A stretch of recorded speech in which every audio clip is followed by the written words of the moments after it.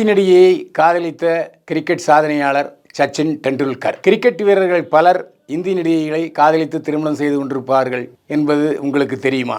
Cricket வீரர் விராட் கோலி நடிகை அனுஷ்கா சர்மாவை காதலித்து திருமணம் செய்து கொண்டிருக்கிறார்.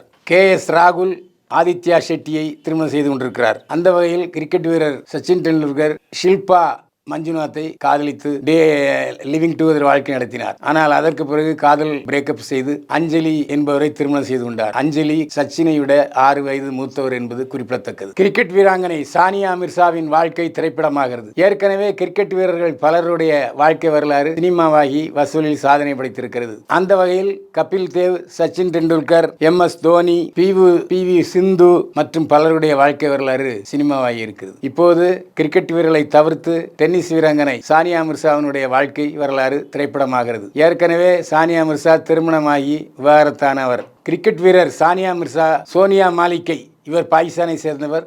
இவரை சானியா மிர்சா காதலித்து திருமணம் செய்து கொண்டார். பிறகு இருவருக்கும் விவாகரத்து ஏற்பட்டு இப்போது தனியே வாழ்கிறார். சானியா மிர்சா தன்னுடைய வேடத்தில் தீபிகா படுகோனே நடித்தார், சிறப்பாக இருக்கும் என்று சொல்லியிருக்கிறார். ஆனால் இந்த படத்தில் சானியா மிர்சாவையும் நடிக்க வைக்க வேண்டும் என்று தயாரிப்பு தரப்பு வற்புறுத்தி வருகிறது. பாலச்சந்தருக்கும் ரஜினிக்கும் கமலுக்கும் உள்ள உறவு. பாலச்சந்தர் மகள் புஷ்பா கந்தசாமி பேட்டி. இயக்குனர் பாலச்சந்தர் நடிகர் கமலஹாசனையும் ரஜினிகாந்தையும் அறிமுகப்படுத்தியவர் என்பது குறிப்பிடத்தக்கது. அந்த அடிப்படையில் பாலச்சந்தரின் மகள் புஷ்பா கந்தசாமியிடம் ரஜினியுடனும் கமலஹாசனுடனும் பாலச்சந்தருடைய உறவு எப்படி இருந்தது என்று கேட்டார்கள். அப்போது அவர் சொல்லும்போது, ரஜினி தன்னுடைய குருவாகவே பாலச்சந்தரை மதித்தார். அவர் சொல்லுக்கு எப்போதும் கட்டுப்பட்டவராக ரஜினிகாந்த் வாழ்ந்தார். ஆனால் கமலஹாசன் அப்படி அல்ல. கருத்து சுதந்திரம் உள்ளவர். அவர் பாலச்சந்தருடன் பல கட்டங்களில் முரண்பட்டு இருந்தார். தன்னுடைய படத்தை பாலச்சந்தர் இயக்கி இருக்கக்கூடாது என்றெல்லாம் கருத்து தெரிவித்தார். அந்த அடிப்படையில் நாங்கள் தயாரித்த படங்களில் கூட எங்கள் அப்பா டைரக்ட் பண்ணல, SP முத்துராமன் டைரக்ட் பண்ணாரு, கமலஹாசன் நடித்தார் என்று சொல்லியிருந்தார்.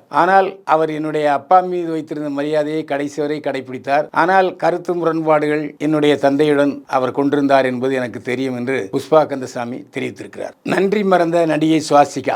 லப்பர் பந்து படத்தில் அட்டகத்தி தினேஷுக்கு ஜோடியாக நடித்தவர் சுவாசிகா. இவர் ஆரம்பத்திலே வேறு பெயரில் பல படங்களில் நடித்தார், சிறு சிறு வேடங்களில் நடித்தார். அப்படி ஒரு படத்தில் கதாநாயகனின் தங்கையாக நடித்தார் சுவாசிகா. அந்த படத்தின் பெயர் போகி.